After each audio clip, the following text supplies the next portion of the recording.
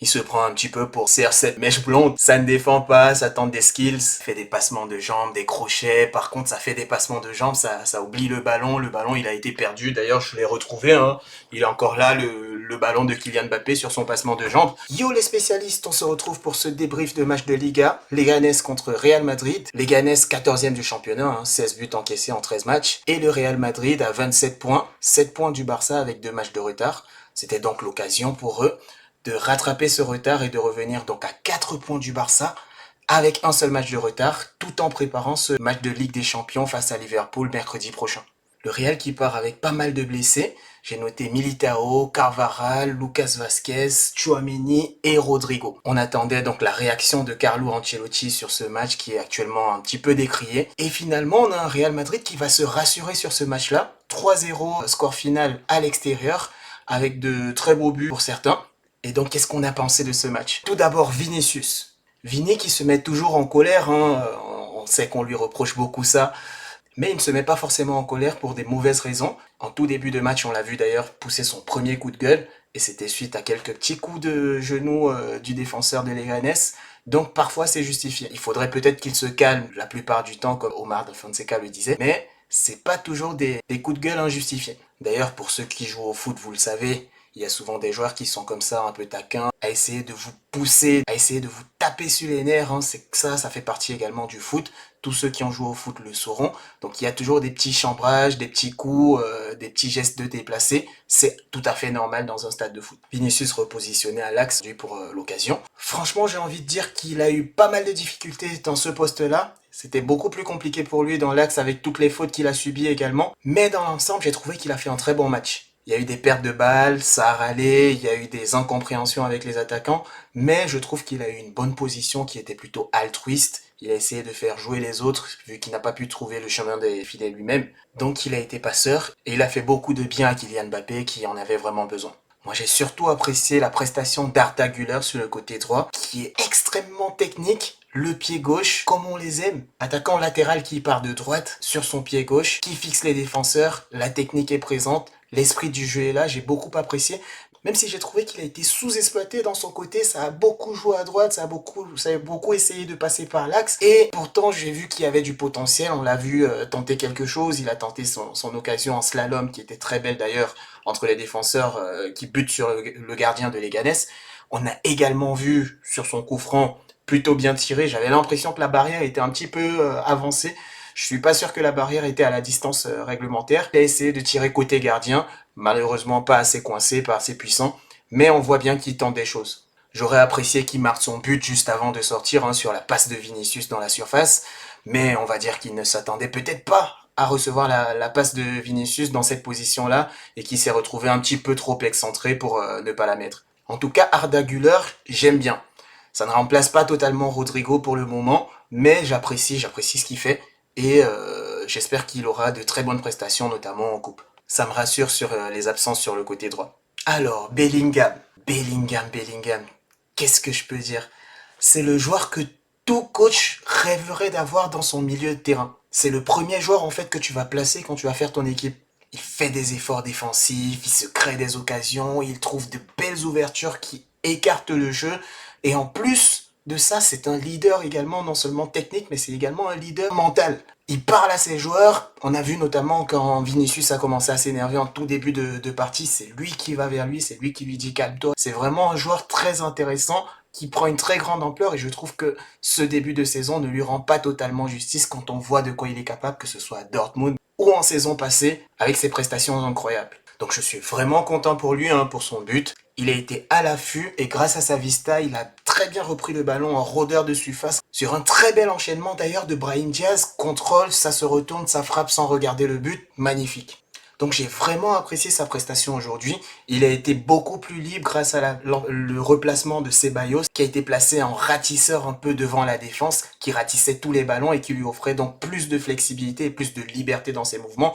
On a vu effectivement que sur le classement il était censé être à droite, mais on le voyait un petit peu partout. Il avait vraiment cette position de numéro 10 qu'il apprécie et il a très bien fait sentir, que ce soit par ses ouvertures de balles, par ses actions dans le sens du jeu et également par les occasions qu'il a pu se créer. Ceballos d'ailleurs qui a fait un très bon travail défensif, même si sur le dispositif Camavinga était un petit peu plus en retrait que lui, on a vu que c'était quand même Ceballos qui ratissait tous les ballons, qui dérangeait en fait on va dire dans le milieu de terrain, et puis Camavinga qui était là donc pour créer les ouvertures, faire de très belles passes. Le problème, ce que je reproche pour le moment à Kama, c'est que il est très bon dans le jeu, très bon techniquement, ça joue très bien, mais je trouve qu'il lui manque encore ce petit truc, cette petite passe incisive qui va casser des lignes et créer des occasions nettement franches. Beaucoup trop de passes en première ligne avec le premier vis-à-vis et des centres qui tentent qui n'arrivent pas forcément. Mais globalement, Camavinga, très bon joueur, il a fait un très beau match, comme la plupart des joueurs d'ailleurs du Real. Et donc on va parler de Kylian, de Mbappé. Mbappé qui a joué à gauche aujourd'hui, pourtant Carlo Ancelotti nous avait bien dit qu'il n'allait pas revoir son dispositif, qu'il allait rester sur ce qu'il avait commencé à faire depuis le début de la saison, c'est-à-dire Vinicius à gauche, Mbappé dans l'axe et Rodrigo ou quelqu'un d'autre, là en l'occurrence Arda Güler, sur la droite. Mais Mbappé a joué aujourd'hui sur la gauche. Il était dans sa position préférentielle, donc il a essayé de se créer des occasions. Il a d'ailleurs marqué, c'est lui qui met le premier but en fin de première période. Et il a finalement été classé MVP par la Liga. Franchement, je comprends pas pourquoi. Car il marque sur une erreur défensive grossière et sur un cadeau totalement fait de Vinicius qui aurait pu marquer lui-même, qui lui ouvre ce ballon-là parce qu'on sait qu'il en a besoin. Il est en manque un peu de confiance en ce moment. Et donc ça, c'était nécessaire, c'était bien, ça lui a redonné le sourire, c'est très bien pour lui. Mais je trouve toujours que dans le jeu, c'est vraiment le service minimum. Il est d'ailleurs sorti en fin de rencontre, il a été remplacé par Modric, parce que je trouve que vraiment dans son jeu, il n'est pas assez efficace. Et puis défensivement, on connaît, c'est Kylian, c'est pas trop ça. Il se prend un petit peu pour CR7 mèche blonde. Ça ne défend pas, ça tente des skills, fait des passements de jambes, des crochets. Par contre, ça fait des passements de jambes, ça oublie le ballon. Le ballon, il a été perdu. D'ailleurs, je l'ai retrouvé, Il est encore là, le ballon de Kylian Mbappé sur son passement de jambes. Donc franchement, je trouve que c'est très moyen. Il tente des choses, ce qui est normal et j'apprécie, mais c'est encore très faible.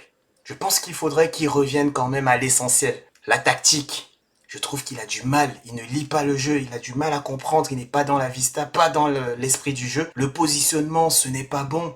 Il est toujours hors jeu.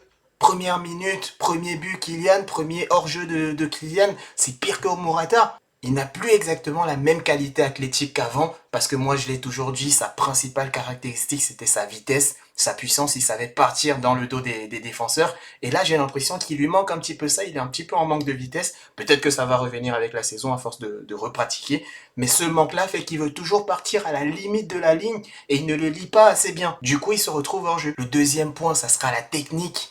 Il y a une grosse carence technique quand même dans le jeu de Kylian Mbappé.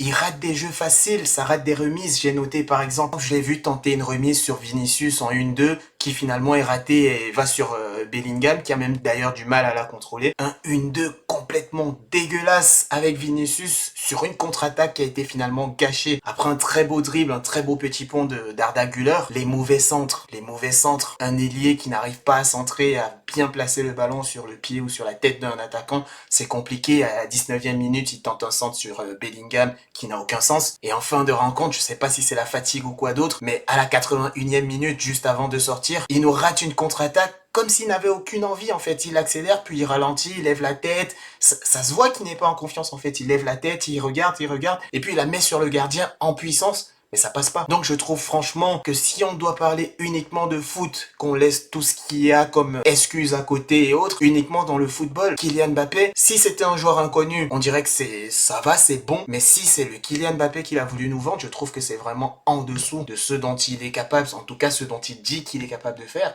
Et franchement ça, je pense que dans un Real comme celui-là, avec tous les joueurs disponibles, normalement Kylian ne devrait pas être titulaire. Parce que tout le monde s'est accroché sur Carlo Ancelotti en disant que c'est lui le problème. Mais je rappelle qu'il avait une équipe qui fonctionnait très bien, qui avait un collectif qui était bien huilé. Et on lui a donné entre guillemets des problèmes de riches, mais on lui a rajouté un poste dont il n'avait pas besoin. Un poste qui crée du conflit avec non seulement la personne qui était sur ce poste-là, Vinicius, mais également les autres. Parce que c'est Rodrigo en réalité qui en pâtit de cette arrivée-là. Rodrigo et Bellingham. Bellingham également, même s'il n'est pas directement rattaché au même poste que Mbappé, il n'a plus du tout le même rôle. Là aujourd'hui on l'a vu, il avait à peu près le même rôle que la saison dernière et ça a fonctionné. Mais, de façon globale, sur le début de la saison, on comprend que Bellingham est obligé de faire beaucoup plus d'efforts défensifs, de gérer plus le retrait du jeu et d'être moins dans l'efficacité et les buts. Donc Kylian, j'espère vraiment que ce but l'a remis en confiance et que mercredi, il va fermer ma bouche et il va se remettre en confiance, qu'il utilise en tout cas ses qualités, celles qu'on sait qu'il a, à bon escient. Il est fort, il est rapide, c'est un joueur rapide. J'ai bien compris la technique. Je fais un passement de jambes, je pousse le ballon parce que je sais que le défenseur, soit il va faire faute, soit il va pas me rattraper. Continue comme ça. Joue simple. Par contre, en entrée de la surface, j'écarte à droite, puis je referme sur le premier poteau. On la connaît déjà, ça passe plus. Les défenseurs, ils se mettent, le gardien, il sait. Donc, il faut qu'il retrouve les basiques. Et pour finir, t'as Valverde qui met un très beau coup franc, hein, bien préparé. De toute façon, on sait très bien que Valverde, c'est ça sa qualité principale, ces frappes sèches-là qu'il envoie au ras du sol, angle 90 du poteau. Le gardien n'avait aucune chance. Donc, 3-0 les amis, on revient à 4 longueurs du Barça, c'est bon ça pour la confiance, c'est bien, le championnat est lancé, et surtout c'est important pour notre match, parce qu'on sait qu'on est encore 18e en Ligue des Champions, donc c'est très important, surtout qu'on va rencontrer un Liverpool qui, je pense, ne nous fera pas de cadeau. Et donc là, le championnat continue. De toute façon, moi j'ai toujours dit qu'une saison pour un grand club, c'est après la trêve hivernale que ça se joue. Tout ce qui se passe actuellement, c'est juste du maintien. On en connaît des équipes. On a vu des équipes, que ce soit en Liga, hein, je vais même pas parler du cas du PSG.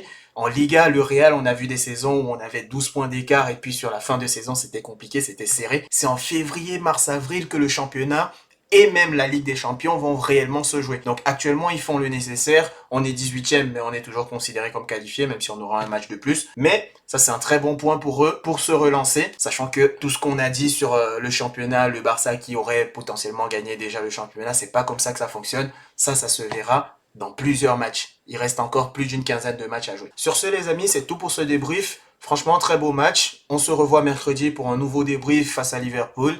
On n'oublie pas, on s'abonne, on like, on partage, on commente, les spécialistes, cinéma, pop culture, manga, football, on parle que de nos passions, on fait que du divertissement, on s'amuse, c'est que de la rigolade, c'est que du fun. Allez, tchuss les amis.